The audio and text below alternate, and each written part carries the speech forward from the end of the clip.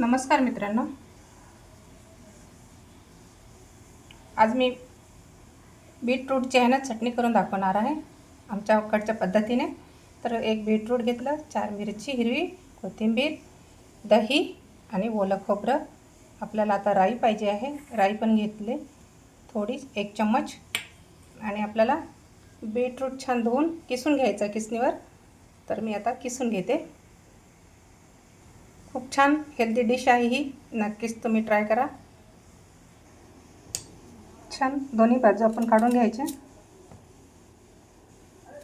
उन्हाळ्यामध्ये खूप छान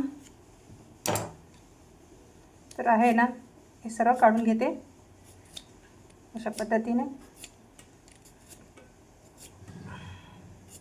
खूप छान असते चवीला आणि पौष्टिक, हेल्दी. पूर्ण साल काढून घेतली. तर आपल्याला किसणीच्या साहाय्याने किसून घ्यायचं आहे.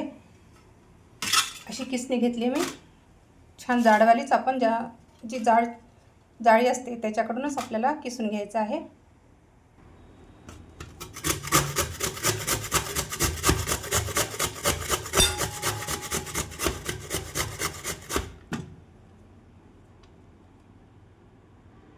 साधारण मुलं आहे ना, खायला बघत नाही छोटे छोटे मुलं.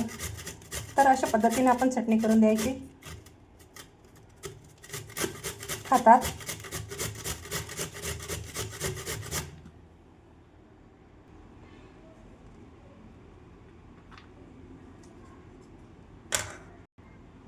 बघा, अशा पद्धतीने छान किसून घेतला मी बीट. तर आपल्याला थोडं आहे ना भाजून घ्यायचं आहे. मिक्सरचा जार घेतला, मिक्सरमध्ये हिरवी मिरची, थोडी कोथिंबीर आणि मोहरी आणि खोबरं टाकून घ्यायचं आपल्याला, ओलं खोबरं. तर छान आहे ना, थोडं पाणी टाकून आहे ना मी काढून घेते. थोडं 1 चम्मच पाणी टाकून मिक्सरला आहे ना बारीक दळून घेते. अशा पद्धतीने मी पेस्ट तयार झाली. इथे पॅन ठेवला आणि पॅनमध्ये थोडं तेल टाकलं, 1 चम्मच.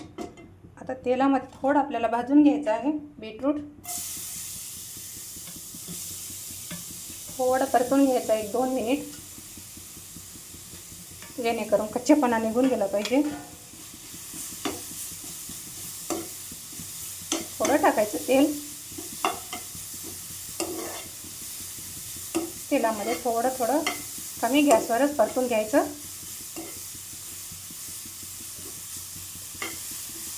2 ते 3 मिनिटपर्यंत. बघू शकता, अशा पद्धतीने थोडं आहे ना मी परतून घेतलं आहे तेलामध्ये. थोडा जो कच्चापणा असतो तो निघून गेलेला आहे. तर आता मी गॅस बंद करते आणि एका डिशमध्ये काढून घेते. डिशमध्ये काढून घेते. याच्यामध्येच आपण केलेला तयार मसाला तो पण टाकून घ्यायचा. चवीनुसार मीठ टाकून घ्यायचं.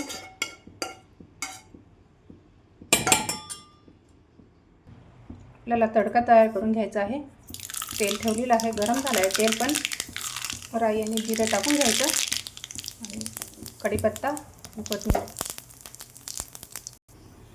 तर आपण केलेला मसाला त्याच्यामध्ये टाकून घेऊया, चवीनुसार मीठ, आणि छान मिक्स करू. एकदा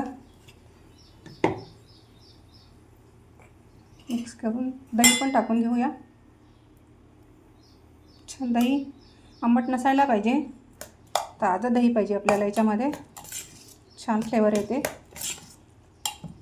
बघू शकता किती सुंदर चटणी, बीटरूट दही चटणी. तर आता आपण तडका तेल टाकून घेऊया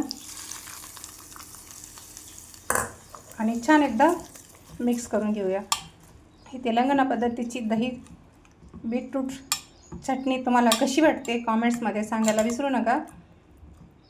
बघू शकता, अशा पद्धतीने जर आपण छोट्या मुलांना जर आपल्या जेवणामध्ये जर आपण घेतलं तर आपल्याला पण एक हेल्दी रेसिपी मिळते आणि छान पण राहते उन्हाळ्यामध्ये.